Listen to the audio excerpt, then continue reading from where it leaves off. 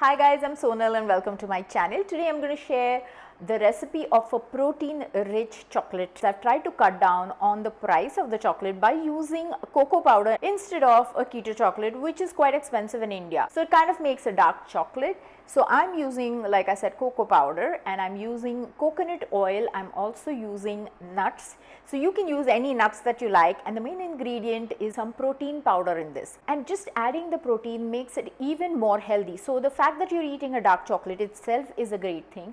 It's sugar free is another great thing, and if you're adding some protein, it's even better. So you are like completely guilt free while eating this, just in case you are. Also add a lot of nuts because that does cut down the flavor of the sweetener, because if you layer many flavors in your dish, bitterness or the unpleasant taste of the sweetener gets masked, and that's a good trick. So actually, even when you're using a chocolate or a cacao powder, that itself is slightly bitter and it will take away the attention from the weirdness of the sweetener. So try to remember these things. The more flavors or the more layers you put in it, the better your dish is going to taste. So here I have some fresh cream, and I'm using the Amul brand. I've taken 1/4 cup and we're going to warm it up. I'm using a blend of stevia and erythritol, but you can use any sweetener that you like.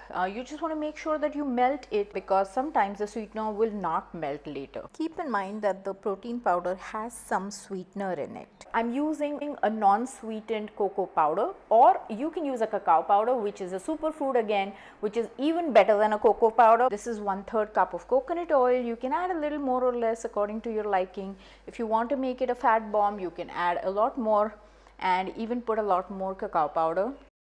And I'm blending it here because I want to make sure that there are no lumps. Of course, you don't want it really fine, because you're also going to add some protein powder to this, which is going to be slightly chunky or fudgy. So once this is done, I'm adding 1 scoop of protein powder, which is about 24 grams of protein. So if you guys don't have the protein powder and don't want to add it, you can just cut down on the quantity of the coconut oil.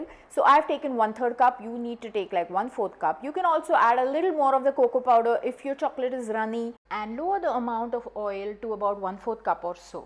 I've also taken 20 hazelnuts, and I'm going to brown them or toast them a little bit. So this won't take more than a couple of minutes, and then I'm going to chop them into the chunks that I want to eat in my chocolate. So we like slightly larger chunks, so I'm keeping it larger.